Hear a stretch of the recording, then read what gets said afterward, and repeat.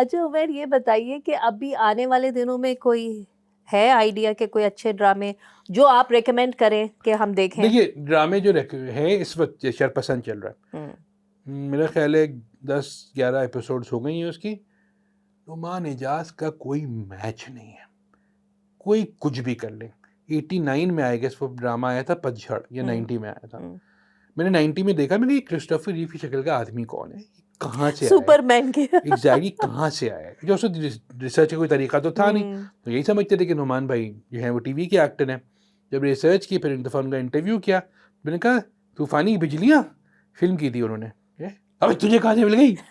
अबे वो छुपाई हुई थी क्या? तूफानी बिजलियाँ, तो कह रहे अरे मियाँ उससे पहले 4 और की थी बकवास। तो कहने फिर अंदाज़ा हो गया था, ये वो हैं लॉयर, वो क्वालिफाइड लॉयर है। कह रहे लॉयरिंग में अंदाज़ा हो गया था कि पैसे तो है नहीं और घर में ज़रूरत भी थी, तो मैं क्या एक्टिंग में आ गया। और कह रहे एक्टिंग में आया तो भाई अब जा ही नहीं रहे। अल्लाह का शुक्र है, कितने 30 साल तो हो गए, तकरीबन 35 साल। पहले भी ड्रामे में जो आए थे वो, जो मुझे पतझड़ याद है, उससे पहले भी ड्रामा तो मुझे याद नहीं। पतझड़ में वो सबा हमीद के साथ थे और शुरू की 6-8 एपिसोड में मर जाते हैं। और वो एक ट्रॉमा था कि यार आपने इतने मुश्किल से तो एक अच्छा हीरो मिला, आपने उसको मार दिया। वो मुझे याद है। हाँ एग्जैक्टली। फिर दश्त में फिर बहुत गुड लुकिंग थे जी ना, और उस वक्त तो खैर उसका सोशल मीडिया नहीं था, मगर वो रिसालों में उसके वो आते थे और लोग मर गए। हाँ फिर दूरियां मर गए। हर ड्रामे जो करे मर गए। मैंने तो इंटरव्यू किया, मैंने कहा भाई ड्रामे मर क्यों जाते, क्या भाई अफोर्ड ही नहीं कर सकते? पहले ही मार देते। और उस वक्त उनका वो आने वाला था संगे माँ, तो मैंने कहा संगे माँ तुमने इंटरव्यू में कह दिया, हाँ उसमें भी। और वो आखिरी एपिसोड में मरते हैं, तो डायरेक्टर ने मुझसे कहा बे भाई, मैं किसी को नहीं बता रहा, मगर मैंने वो काट दूंगा। बस संगे उसमें भी मार दिया यार।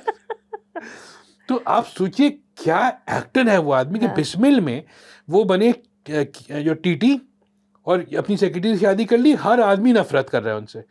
सही है। अब शरपसंद एग्जैक्ट ऑपोजिट कैरेक्टर, विलन ही है, लेकिन वो इतना खबीस विलन है ना कि वो कह रहे हैं कि फरासत साहब आप कैसे कर लेते हैं सब कुछ के, बस मेरे मालिक का करम है और मैं क्या कह सकता हूँ। और उसके दिमाग में क्या चल रहा है वो आप सोचिए। खलील रहमान कमर से उनको सबसे बड़ा प्रॉब्लम है। अच्छा हाँ, क्योंकि स्मार्ट आदमी है ना, वो कह रहे मैं बकवास सुनता ही नहीं हूँ उनकी।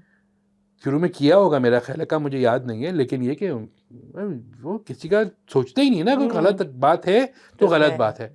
अब नुमान एजाज जो स्क्रिप्ट को यस करें वो स्क्रिप्ट अच्छी होगी। परवरिश देखे ना आप, पूरा ड्रामा निकल गया परवरिश, एंड तक आप यही थे कि यार ये अच्छे होंगे कि बुरे होंगे, एंड में अच्छे निकले वो।